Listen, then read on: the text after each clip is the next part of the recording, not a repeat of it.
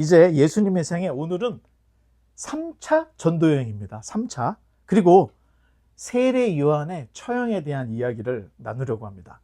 자, 지난 시간에 예수님께서 12제자를 파송하셨죠? 그렇죠. 그런데 그냥 파송한 게 아니고 어떻게? 뭘 주셨어? 뭘 주셨죠? 권능을 주셨다. 성경대로. 그리고 아무데나 막 가라고 그런 것이 아니라 어디를 가라고 그랬죠? 이스라엘의 잃어버린 양에게 가라. 이렇게 예수님께서 말씀하셨고, 그 다음에 사역자의 윤리, 이 집 갔다 저 집 갔다 하지 말고 들르지 말고 막 여러 가지 이야기 있어서 마태복음 10장을 우리가 선교 헌장이라고 이야기한다. 여기까지 우리가 이야기했습니다. 자, 그런데 문제는 제자들이 진짜 열심히 전도를 했던 것 같습니다. 얼마나 전도를 열심히 했는지 온 유대 땅에 예수에 대한 소문이 샥 퍼져버렸어. 근데 그 소문이 얼마나 잘 퍼졌는지 헤롯 왕 귀에까지 들린 거야. 자, 그래서 한번 넘겨보면 읽어보겠습니다.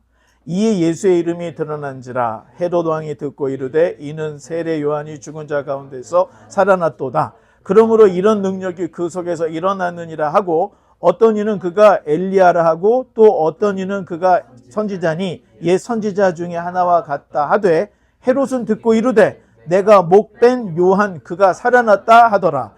자, 제자들의 전도로 예수님에 대한 소문이 더 많이 퍼졌는데, 자, 예수님에 대한 반응은 사람들이 예수님을 누구 중에 하나? 최소 선지자 중에 하나일 거라 이야기를 했는데, 제일 처음은 엘리야를 얘기했습니다. 엘리야는 누굴까요? 선지자의 대표야. 그러니까 처음에 죽은 자를 살려, 불치병을 고쳐, 눈먼 자를 눈을 뜨게, 이런 보니까 이건 엘리야가 분명해. 사람들이 그렇게 얘기했다가 아니야. 어쩌면 누구 하다가 구약에 기록되어 있는 선지자 중에 하나 중에일 거다. 여기까지 이야기가 나오는데, 자, 이런 소문이 헤롯 왕 귀에까지 들린 거야. 자, 그러자 헤롯이 바로 뭐라고 얘기했어요? 맨 마지막 절에 내가 목벤 요한이 살아났다. 이런 이야기를 하고 있는 겁니다. 자, 마가는 세례 요한의 죽음. 자, 이때는 세례 요한이 요때 죽은 거예요? 그 전에 죽은 거예요? 그 전에 죽은 거야. 그 전에 죽었던 과거를 회상하면서 지금 현재 일어나고 있는 예수의 현상을 재해석을 하는 내용이 있습니다. 자, 그래서 현재 예수의 현상은 과거 세례 요한의 죽음으로부터 시작된 게 아닌가 이야기를 하면서 다시 돌아와서 이제 헤롯이 두려워하는 거야. 자, 이런 기법을 의도적인 회귀 구조, 이런 구조로 기록을 했어. 지금 현상을 과거로 돌아가서 그때 있었던 게 지금의 연속이 아니냐, 이렇게 이야기하는 어떤 과거 회귀 구조로 기록을 하고 있는 거야. 자, 헤롯은 예수의 소문을 듣고 이렇게 말했죠. 내가 목벤 요한 그가 살아났다. 자, 이게 헤롯의 신앙 고백일까요? 어때요? 자, 내가 목벤 요한 그가 살아났다. 이 얘기는 지금 헤롯이 무엇인가 부활을 믿어. 헤롯이 무엇인가를 신앙이 있어서 신앙 고백적으로 한 얘기일까요? 아니면 양심의 고백일까요? 예, 신앙 고백으로 볼 수가 없어요. 이거는 양심의 고백이야. 의인을 죽여서 느끼는 그 두려움이 예수라고 하는 그분의 어떤 소문이 있을 때 현재의 일이 과거에 내가 죽였던 세례 요한이 다시 살아났나 하면서 의인을 죽인 거에 대한 어떤 두려움이 지금 다시 일어나고 있는 거예요. 자, 중요한 점은 세례 요한을 악독한 자에게 힘없이 죽어서, 세례 요한은 악독한 자에게 힘없이 죽었지만 세례 요한의 영향력은 제거되지 않았다 하는 걸 보여주는 거예요. 자, 그러면서 이제 17절부터는 세례 요한이 어떻게 죽었는지 그 과거를 회상하는 이야기가 있는데, 자, 읽어보겠습니다. 전에 헤롯이 자기가 동생 빌립의 아내 헤로디아에게 장가든 고로 이 여자를 위하여 사람을 보내어 요한을 잡아 옥에 가두었더니, 왜 가두었다는 거예요? 동생의 부인을 뺏어서 결혼을 했어. 이거에 대해서 뭐라고 하니까 세례 요한을 잡아다가 옥에 가뒀는데 누구를 위해서 지금 가뒀다는 거예요, 이게? 그렇죠. 헤로디아를 위해서 세례 요한을 감옥에다 가뒀다. 자, 이 얘기를 하고 있는데, 자, 마가는 세례 요한의 투옥 이유를 헤롯보다는 헤로디아에게 집중을 하고 있는 거야. 그래서 악의 주도성이 헤롯이 나쁜 놈인가? 헤로디아가 더 나쁜 분인가? 이제 이런 거를 명확하게 지금 우리에게 이야기를 해주는데, 그래서 마가는 굉장히 역사적 사실에 근거한 내용을 담고 있습니다. 자, 헤롯은 우유부단한 권력자였어요. 그런데 헤로디아는 집요한 악의 실행자였다는 거예요. 자기가 미워했던 이 세례 요한을 헤롯에게 가둬줘. 그래가지고 헤롯이 알았어 하면서 요한을 가둬라 하면서 그렇게 했다는 거야. 그 시작이 헤로디아가 헤롯보다도 세례 요한을 더 미워했다. 이런 것을 우리에게 보여준대. 또 넘겨보면, 이는 요한이 헤롯에게 말하되 동생의 아내를 취한 것이 옳지 않다 하였습니다. 자, 세례 요한은 헤롯의 결혼이 옳지 않다고 아예 대놓고 얘기를 했어요. 자, 이 책망은 사실 도덕적 훈계가 아니라 율법에 근거한 공적 선언이었던 거예요. 왕에게 선지자 정도 되는 이 세례 요한이 율법을 들어서 동생의 아내를 취해서 결혼하는 것은 잘못된 겁니다. 율법에 근거한 공적인 선언을 해버린 거예요. 자, 이것이 바로 선지자들의 역할이라는 겁니다. 선지자들은 그냥 가만히 있는 게 아니에요. 그리고 주일날 설교만 하는 이런 사람이 아니라는 거예요.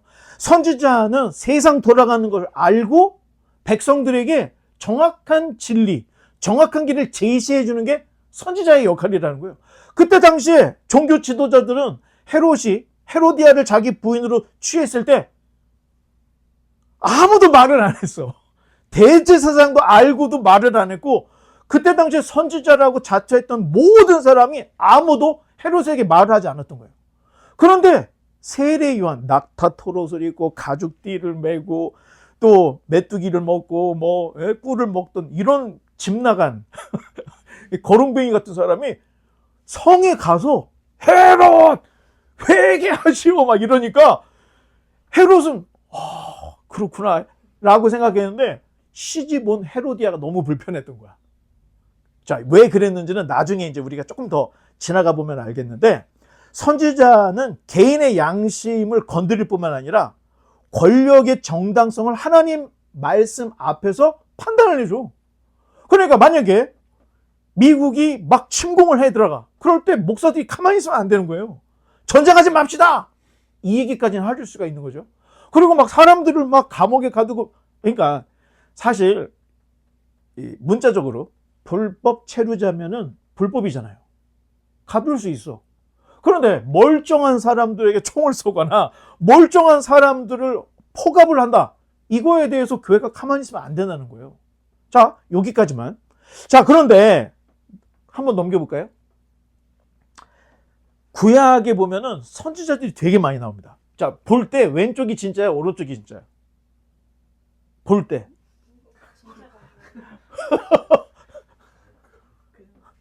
어렵죠? 예?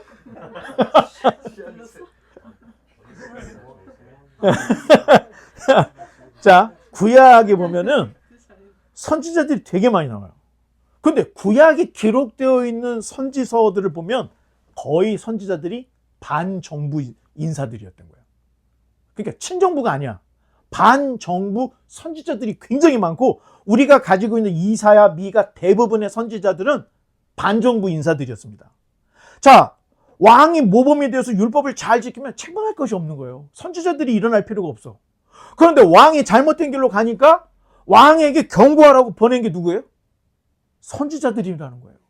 선지자들이 왕에게 가서 말도 하고 백성들에게 가서 얘기해서 이 정책은 잘못됐소이다 하고 하나님의 뜻을 전달하는 게 참된 선지자들이었어요. 자, 그런데 당시에 헤롯은 유대 왕이었습니다. 유대 왕. 그런데 동생의 아내를 뺏어서 자기가 결혼을 해버렸어. 당연히 세례 요한은 헤롯에게 대놓고 그런 행동은 옳지 않은 거라고 이야기를 하는 모습을 보여주고 있는데, 자, 복음은 개인적인 위로이기 전에 공적 진리라는 거예요. 자, 우리들에게 주시는 개인적인 위로의 말씀 이전에 공적인 진리라는 거예요. 공적인 진리. 그러니까 도덕과 윤리도 여기에 상응해요. 아니, 하나님을 잘 믿는데 도덕적으로, 윤리적으로 퇴폐해. 이거 안 된다는 거예요. 이거 우리가 공적인 진리라고 할 때는 도덕과 윤리를 뛰어넘는 진리를 얘기하는 거예요. 그래서 종교라는 것은 사회비는 어때요? 굉장히 문란합니다. 더러워요. 그런데 우리가 이야기하는 공적인 종교, 고등 종교라고 할 때는 도덕과 윤리를 초월하는 진리들이 있어요. 자, 이런 것들을 우리가 알아야 돼. 이런 걸 외친 이들이 선지자들이었다는 거예요. 자, 참으로 어려운 게 오늘날은 정말 어렵습니다, 여러분. 이념 전쟁이 이게 쉽지가 않아요. 자, 좌파는 어떻게 해요? 민주좌파라고 하죠. 우파놈들 하면서 욕을 하고 있고요. 우파에 있는 사람들은 어떻게 해요? 좌파놈들하고 싸우고 있어. 자, 그런데 문제는 좌파가 좋냐, 우파가 좋냐, 이걸 따지는 게 아니라 문제는 종교 지도자들이 어디 서 있냐는 문제예요. 만약에 종교 지도자들이 나라를 위해서 기도합시다. 이거 괜찮아.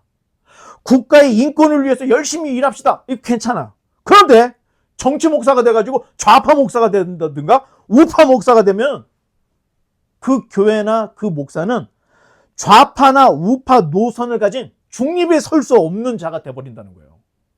자, 요거는 좀 알고 있어야 돼요.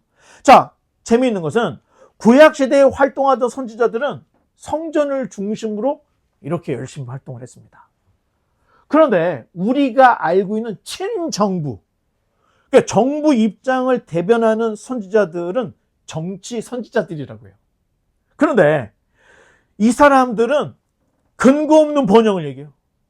우리 북이스라엘이 엄청난 번영을 누릴 것입니다. 근데 근거가 뭐예요? 극적. 근거는 말을 못해. 자, 우리 남한국이 엄청난 국가가 될 겁니다. 그 근거가 뭐예요? 근거는 못 말해. 그냥 하나님이 그런 계시를 줬다고 근거 없는 번영을 얘기했던 게 친정부 거짓 선지자들이었다는 거예요. 그런데 구약에는 그들의 예언서가 있습니까? 없습니까? 우리가 알고 있는 미가, 이사야, 예레미야는 다 반정부 인사들이었어요. 그런데 그때 당시에 예레미야 시대 하나니라고 하는 선지자를 대표하는 자가 있었어요. 자, 예레미야만 선지서를 썼을까요? 아니죠. 엄청나게 많은 선지자들은 활동도 하고 기록도 남겼어. 하나니도 기록을 남겼을 거예요. 그런데 우리 성경에 하나니가 쓴 예언서가 한 권이라도 있습니까? 잘 보세요. 이게 지금 이 친정부 선지자들이 쓴 예언서는 우리가 가지고 있는 구약 성경에 거의 없습니다. 다 반정부 선지자들이에요. 그러면 반정부 선지자들, 이쪽 반정부 선지자들은 주로 어디서 활동했을까요? 외곽 지역. 그러면 친정부 선지자들은 어디서 활동을 했을까요? 성전. 성전에서 국가의 흥망에 대한 예언을 한답시고 이 사람들은 친정부 인사들이 됐던 거고, 반정부 선지자들은 외곽에 밀려가지고 거기에서 이러면 안 된다고 하는 경고의 메시지를 계속 날리고 있었는데, 결국 시간이 가면서 보니까 친정부 선지자들의 성경은 하나도 없어. 그런데 나중에 봤더니 반정부 선지자들의 예언서만 구약에 다 들어가 있어. 왜 그랬을까요? 나중에 봤더니 주전 722년에 북이스라엘이 아시리아에게 멸망을 해. 588년, 586년에 남왕국 예루살렘이 바벨론에게 멸망을 해. 멸망하고 나서 생각해 보니까, 야, 이놈들이 다 거짓말쟁이들이었네. 예? 권력에 숨어서 압력하고 있던 거짓 선지자들이었네. 이 사람과 다 불태워버린 거예요. 그리고 너희가 회개하지 않으면 멸망할 것이라고 얘기했던 반정부 선지자들이 진짜 옳았네. 그때 어떻게 되세요? 이 사람들은 다 순교했습니다. 거의 대부분이. 그러니까 예레미야를 뭐라고 얘기해요? 눈물의 선지자라고 했던 거예요. 42년 동안 그렇게 선지자 활동을 하는데 누구 하나 예레미야를 따라주는 사람이 없는 거예요. 맨날 두들겨 패고. 그러니까 이 사람들은 죽었지만 이 사람들의 예언서는 진짜였기 때문에 구약 성경에 다 집어넣은 거예요. 그런데 이 사람들은 끝까지 살다가 성전이 멸망할 때 다 죽었지만 이 사람들이 남겨놓은 이 선지서들은 구약 성경에 하나도 못 들어갔어요. 이 사람들이 다 거짓말 선지자들이었다는 게 탄로가 났기 때문에. 자, 세례 요한이 다시 화제가 됐던 것은 의인은 제거될 수가 있어. 그렇죠? 순교될 수 있잖아. 그런데 무력화되지 않는다는 거예요. 세례 요한이 그렇게 큰 어떤 무슨 뭐 역사를 일으키거나 뭐 이런 건 한 게 없지만, 세례 요한이 죽음으로 다 끝난 것이 아니라 세례 요한의 권위, 세례 요한이 외쳤던 메시지, 이런 것들은 무력화되지 않고 다시 살아난다는 거예요. 세례 요한의 순교는 단순한 순교가 아니었는데, 예수님도 그 길을 가고 예수님을 따르는 제자들도 세례 요한의 길을 다 같이 가고 있는 모습을 우리에게 보여주고 있다는 거예요. 자, 또 넘겨보면 또 읽어보겠습니다. 헤로디아가 요한을 원수로 여겨 죽이고자 하였으되 하지 못한 것은 헤롯이 요한을 의롭고 거룩한 사람으로 알고 두려워하여 보호하며 또 그의 말을 들을 때 크게 번민하면서도 달갑게 들음이로라. 자, 분명해요. 헤로디아는 세례 요한을 죽이고 싶었어. 그런데 못 죽였어. 왜? 헤롯이 이 지금 세례 요한을 지금 성경대로 이야기한다면 의롭고 거룩한 사람으로 알고 세례 요한을 두려워했다는 거예요. 그리고 세례 요한이 하는 말들을 크게 번민을 하지만 이걸 달게 들었다는 거예요. 자, 마가에 의하면 헤롯보다 헤로디아가 세례 요한을 더 죽이고 싶어 했다는 거예요. 헤로디아가. 자, 그러면 헤로디아가 어떤 인물인가 넘겨보면, 자, 헤로디아가 지금 어디 있죠? 딱 여기 있잖아. 헤로디아가 딱 여기 있어요. 자, 요 빨간 선은요, 결혼한 거예요. 그러니까 빌립 1세하고 헤로디아가 결혼을 했습니다. 그러다가 누구하고 다시 재혼을 한 거예요? 헤롯 안티파스라고 하고, 우리 성경에 헤롯 안디바 또는 그냥 헤롯이라고 나와 있어요. 그래서 성경 구절들을 다 쓴 이유가, 자, 헤롯 집안이니까 다 채씨라고 불러. 채씨 집안은 다 채씨라고 부르잖아. 채영감, 채노인 뭐 이렇게 부르는 것처럼.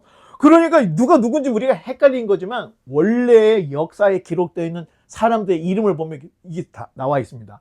자, 그러면 이 중에서 베들레헴의 2살 이하 아이들을 살해한 헤롯이 있어. 그게 누구죠? 맞습니다. 헤롯 대왕. 자, 헤롯 대왕이 마태복음 2장에 나와 있는 그 헤롯 대왕이 이 사람이에요. 자, 이 사람이 역사를 바꿨습니다. 이 사람이 로마에 굉장히 아부를 하면서 권력을 가져온 사람이에요. 사실은 헤롯은 어디 집안 사람이에요? 에돔 집안 사람이에요. 자, 그래서 사실은 변방이에요. 이스라엘의 혈통으로 따져보면 변방이기 때문에 안으로 들어올 수 없는 사람이에요. 그런데 헤롯이 로마 시대에 로마의 권력을 힘입어서 유대 왕이 돼버렸습니다. 자, 그리고 얘가 죽을 때, 자, 부인이 이렇게 많아. 11명이 넘습니다. 자, 여기 클레오파트라 나오죠? 이집트의 클레오파트라 아닙니다. 동명이인이에요. 이름만 클레오파트라야. 당시에 이집트, 그리스, 로마가 다 짬뽕이 된 사회였기 때문에 이쁜 사람 얼굴, 이쁜 사람의 그 이름을 따서 뭐 클레오파트라, 그리고 알렉산더 대왕의 이름을 따서 알렉산더, 뭐 이렇게 이름들을 막 줬던 거예요. 자, 그러니까 이 클레오파트라는 이집트의 클레오파트라가 아니라는 걸 알아야 돼요. 그런데 헤롯 대왕의 11명의 부인 중에서 중요한 게 4명이야. 첫 번째 미리암 1세. 이게 왜 중요하냐? 여기 지금 뭐라고 써 있어요? 하스몬 왕조. 자, 하스몬은 뭐냐면은 유대의 독립운동을 이끌었던 뼈대 있는 집안입니다. 레위 집안. 그런데 이 레위 집안이 갖고 있던 하스모니아 왕조의 이 왕권을 헤롯이 뺏었는데, 백성들 입장에서는 어떨까요? 저 헤롯 몹쓸 놈이네. 에? 하스모니아를 다 멸망시키고 자기가 왕위를 가졌어? 라고 생각하니까 하스몬의 딸을 미리암 1세를 자기 부인으로 맞이한 거예요. 그러니까 왕권이 어떻게 될까요? 강화가 되는 거죠. 헤롯의 왕권이 자리를 잡았어. 왜? 이 미리암 1세 이 왕녀하고 결혼을 해보니까, 헤롯은 하스몬 왕조를 이었네. 이렇게 되는 거예요, 그림이. 그래서 헤롯 대왕이 미리암 1세와 결혼했어. 그래서 애들들을 낳고요. 미리암 2세와 결혼했고요. 말다케, 클레오파트라 11명이에요. 자, 그런데 요 미리암 1세를 통해서 알렉산더하고 아리스토블루스인데 요 아리스토블루스 4세입니다. 왜 아리스토블루스 4세라고 그러면 같은 이름을 많이 쓰거든. 옛날 왕들이 똑같은 이름을 쓰고 몇 세, 뭐 최종리 주니어 뭐 이렇게 붙이는 것처럼 이런 게 있었어. 자, 그런데 요 아리스토블루스로에게서 딸이 하나 나왔는데 이게 헤로디아예요. 요게. 자, 그러니까 헤로디아는 누구의 소녀가 되는 거예요? 헤롯 대왕의 증손녀 정도 되는 거야. 여기서 여기 태어났죠. 여기서 이렇게 태어난 거예요. 자, 그리고 빌립 1세하고 결혼해서 누구를 낳았어? 요 둘 사이에서 살로메라는 딸을 낳았대요. 자, 요 내용을 지금 왜 얘기를 했냐면 사실 아리스토블루스는 처형당합니다. 왜 처형당하냐? 지금 헤롯 대왕이 이렇게 보니까 아리스토블루스 알렉산더 뭐 치크치크 싸우면서 뭐 권력 투쟁에 들어가 있어. 그래서 암살당합니다. 아들이 죽어. 그러면 이 딸이 볼 때는 어떨까요? 야, 왕족도 소용없네. 왕이 안 되면 죽는구나 하는 거를 헤로디아가 봤어. 자, 그런데 문제는 자, 헤롯 대왕이 죽으면서 유대 땅의 지형이 판도가 바뀌어요. 그 전에는 로마가 헤롯에게 헤롯 대왕이라는 이름 칭호까지 준 거예요. 그래서 유대 땅 전체를 다스렸어. 그런데 헤롯이 죽으니까 야, 그 아들 중에 헤롯 대왕만큼의 영향력이 다들 부족해. 그래서 쪼갭니다. 자, 말다케의 첫째 아들 이 아켈라오에게 굉장히 중요한 유대 땅을 줘. 그리고 헤롯 안디바에게 북쪽과 베레아를 줍니다. 그리고 빌립 2세, 클레오파트라의 아들이었던 빌립 2세. 그래서 유대 땅이 3분할이 됩니다. 3분할. 자, 그런데 아니 이 헤로디아가 빌립 1세하고 결혼해갖고 딸까지 낳았는데 이렇게 보니까 빌립 1세가 권력이 있어요, 없어요? 야, 이거 개털이네. 아니 헤롯 대왕의 아들이라고 손자라고 해가지고 내가 결혼했는데 지금 와서 보니까 권력이 없어. 그러니까 이렇게 보니까 제일 만만한 게 헤롯 안디바였던 거야. 헤롯 안디바한테 가서 나랑 살을래? 그런 거야. 그랬더니 헤롯 안디바가 그럴까? 하고 맞아들여.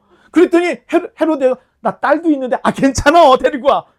그래서 헤로디아가 빌립을 버리고 요 헤롯 안디바하고 결혼했던 거예요. 그런데 중간에 이거를 브레이크를 밟았던 게 누구예요? 세례요한. 세례요한이 아니래요 하니까 자, 헤롯 안디바는 잃을 게 없는 사람이야. 이미 자기가 통치 지역이 있으니까. 그런데 헤로디아는 여기서 지금 여기로 갈아타려고 하는데 이걸 브레이크를 세례 요한이 브레이크를 잡으니까 제일 치명적인 게 헤로디아가 제일 큰 치명타를 받은 거예요. 그래서 어떻게든 죽이고 싶었는데 자, 헤롯 안티파스가 어떻게 했어요? 지켜줬다는 거예요. 누구를? 세례 요한을 싫어하면서도 세례 요한을 지켜줬어. 왜? 그가 하는 말이 좀 마음에 막 양심에도 찔리고 그래. 그럼에도 불구하고 그는 하나님의 선지자일 가능성이 높다. 이렇게 믿고 있었던 거예요. 자, 되게 재밌는 게 구약에 이런 두 커플 같은 팀이 하나 있어요. 자, 아합과 이세벨. 자, 아합과 이세벨 중에 누가 더 나쁜 사람이에요? 사실 둘 다 나쁩니다. 그런데 그 둘 중에 굳이 더 따지면 누가 더 나쁜 거예요? 이세벨이 제일 나쁩니다. 여호와의 선지자들 다 죽여버렸어.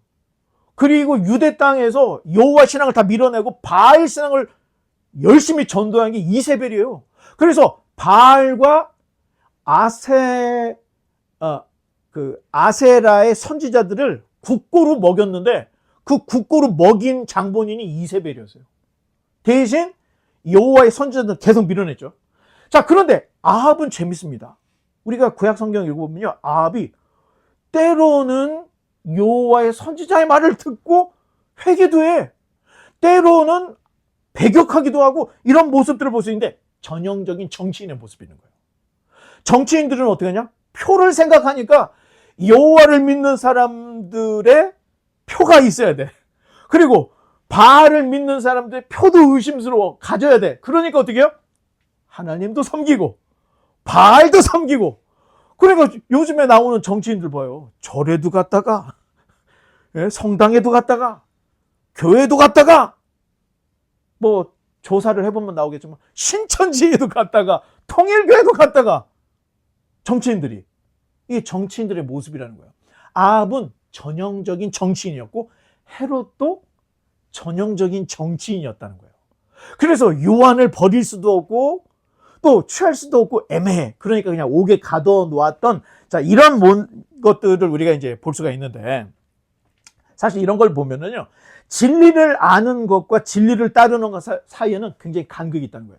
자, 아합이나 헤롯은 진리는 존중했지만 순종하지 않던 자들이었다는 거예요. 그러니까 여러분, 우리가 명설교를 백날 들어도 소용이 없어요. 그 설교를 듣고 그 진리를 따르고 그 진리에 순종하느냐 안 하느냐, 이게 중요한 거지 들은 건 하나도 의미가 없다는 거예요. 아무리 들어도, 우리가 쇠의 귀에 경읽기라고 들어봤죠. 소에게 아무리 경을 읽어보면 소는 음매 풀을 뜯고 계속 껌 씹는 것처럼 이러고만 있어. 자, 쇠의 귀에 경읽기로 진리를 듣는 사람들, 안 돼. 진리를 잘 모르지만 그 진리, 들은 진리의 말씀을 듣고 이해하고 따르고 순종해. 이건 완전히 천지 차이라는 겁니다. 헤롯은 듣기는 들었어. 그런데 순종하지 않고 따르지 않았다는 겁니다. 그러면 아합이나 다를 게 없다는 겁니다. 넘겨보면, 자, 이제 세례 요한이 어떻게 죽는지 그 히스토리가 나옵니다. 읽어보겠습니다. 마침 기회가 좋은 날이 왔으니 곧 헤롯이 자기 생일에 대신들과 천부장들과 갈릴리의 귀인들로 더불어 잔치할세. 헤로디아의 딸이 친히 들어와 춤을 추어 헤롯과 그와 함께 앉은 자들을 기쁘게 한지라. 왕이 그 소녀에게 이르되 무엇이든지 네가 원하는 것을 내게 구하라, 내가 주리라 하고, 또 맹세하기를 무엇이든지 네가 내게 구하면 내 나라의 절반까지라도 주리라 하거늘, 그가 나서 그 어머니에게 말하되 내가 무엇을 구하리이까? 그 어머니가 이르되 세례 요한의 머리를 구하라 하니, 그가 곧 왕에게 깊이 들어가 구하여 이르되 세례 요한의 머리를 소반에 얹어 곧 내게 주기를 원하옵나이다 하니, 왕이 심히 근심하나 자기가 맹세한 것과 그 앉은 자들로 인하여 그를 거절할 수 없는지라. 왕이 곧 쉬병 하나를 보내어 요한의 머리를 가져오라 명하니, 그 사람이 나가 옥에서 요한을 목베어 그 머리를 소반에 얹어다가 소녀에게 주니, 소녀가 이것을 그 어머니에게 주니라. 시체를 가져다가 장사하니라. 울컥한다. 읽어보니까. 자, 세례 요한의 죽음은 너무 비극적입니다. 너무 비극적이에요. 거룩한 재판이 아닌 연애 석상에서, 그리고 정의로운 판단이 아닌 왕의 체면 때문에 신중한 결정이 아니라 아주 충동적인 맹세로 세례 요한의 목이 날아갔습니다. 참수를 당해요. 자, 어쩌면 이런 모습은 세상의 의인을 대하는 방식일 가능성이 있습니다. 의로운 자는 걸리적거려. 내가 하려고 하는 내 이득을 취하는 일에 방해거리가 돼. 이렇게 생각한다는 거예요. 자, 세상은 의인을 위협적인 존재, 이렇게 생각하는 거죠. 불편한 존재로 생각하고 제거를 해버리더라. 자, 또 넘겨보면, 자, 어떤 춤을 얼마나 잘 췄는지는 모르겠어요. 헤로디아의 딸이.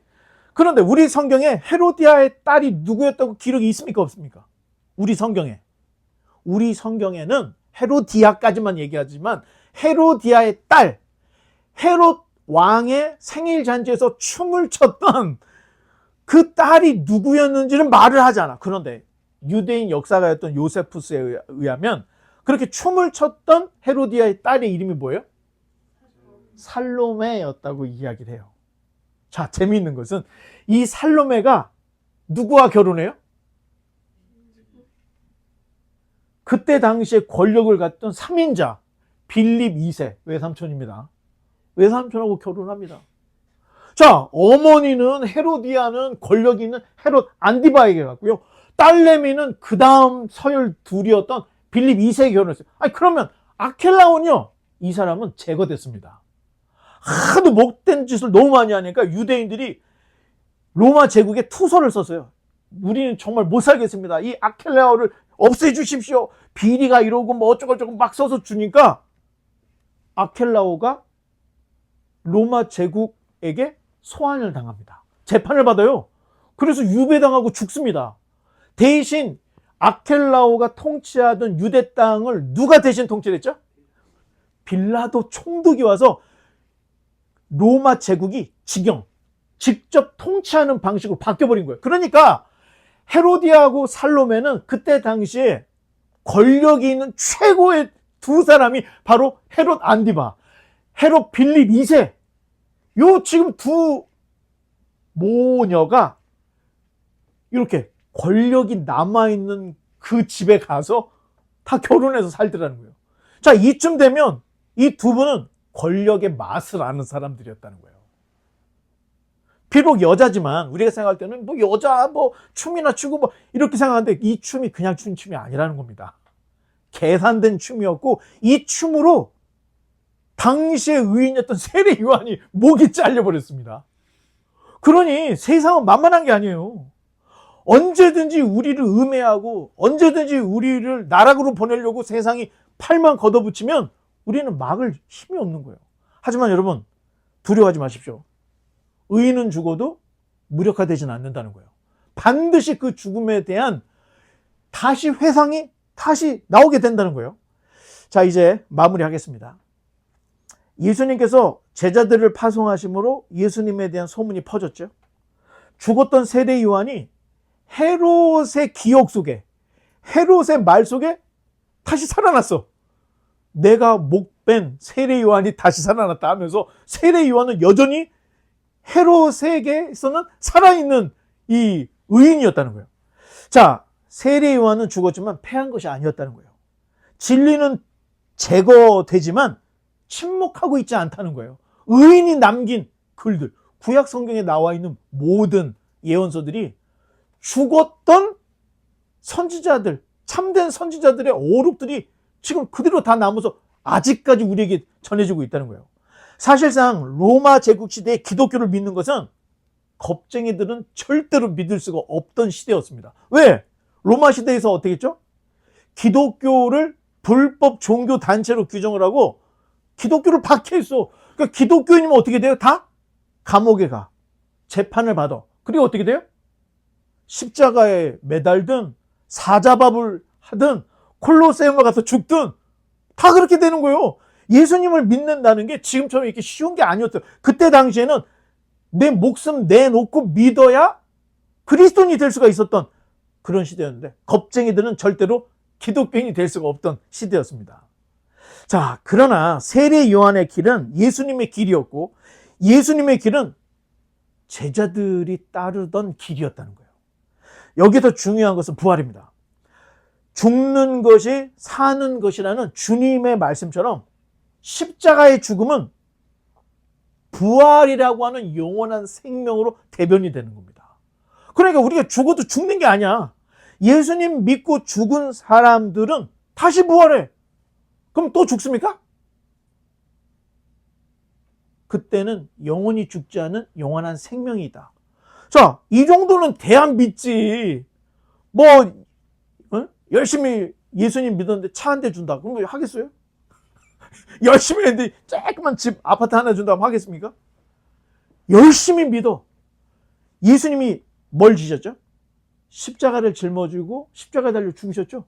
그러면서 하신 말이 나를 따르려거든 자기 십자가를 짊어지고 나를 따라.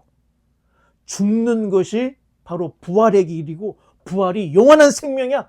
예수님이 말씀하신 그대로 됐던 거예요. 그래서 예수님의 제자들도 똑같이 예수님을 따랐다는 거예요. 지금 교회는 누구를 따르고 있는 거예요?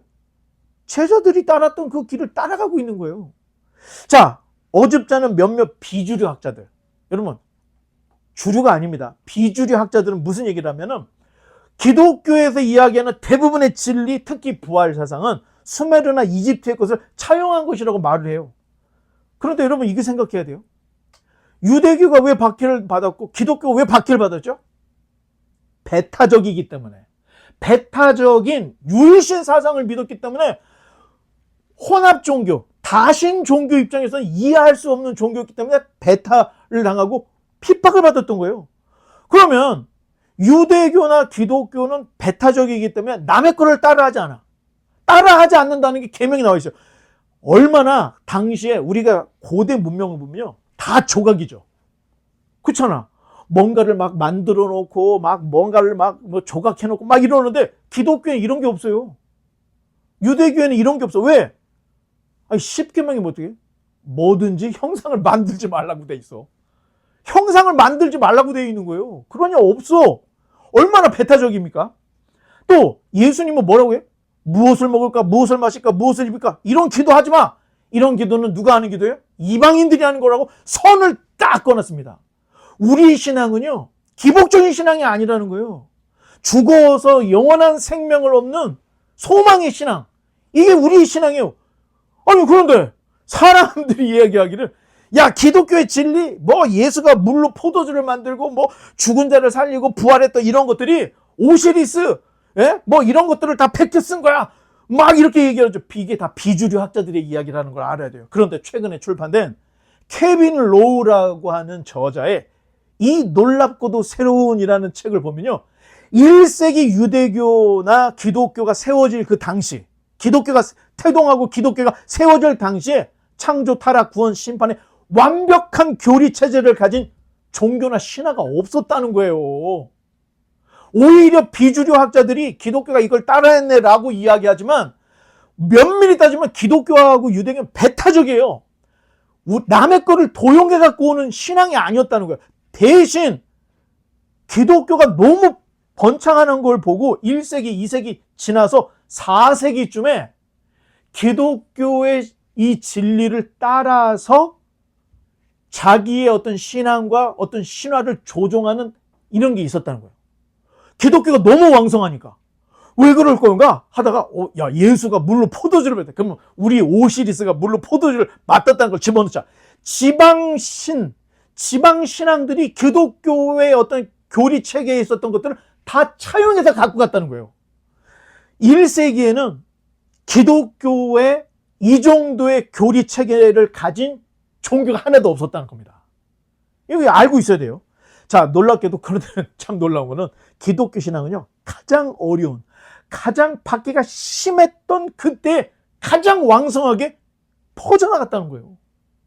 자, 이게 굉장히 아이러니하고 어려운 이야기들이 많이 있죠. 자, 이제 말씀의 결론을 맺겠습니다. 자, 우리는 세례 요한처럼 진리를 말하는 자인가? 어때요, 여러분? 세례 요한처럼 여러분 진리를 말하는 자입니까? 또 아니면 헤롯처럼 진리를 알고도 결단하지 않는 자인가? 뭔가 알아.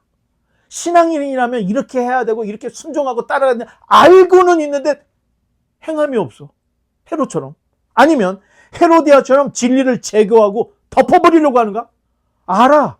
무엇이 진리고 무엇이 참된 기능인지도 알면서 가지 않고 덮어버리고 있는 헤로디아 같은 사람인가? 자, 바라기는 우리 모두가 자기 십자가를 지고 예수님이 가셨던 길, 세례 요한이 간 길, 제자들이 갔던 그 진리의 길로 순종하며 나아갈 수 있는 저와 여러분 되시기를 주님의 이름으로 간절히 축원합니다.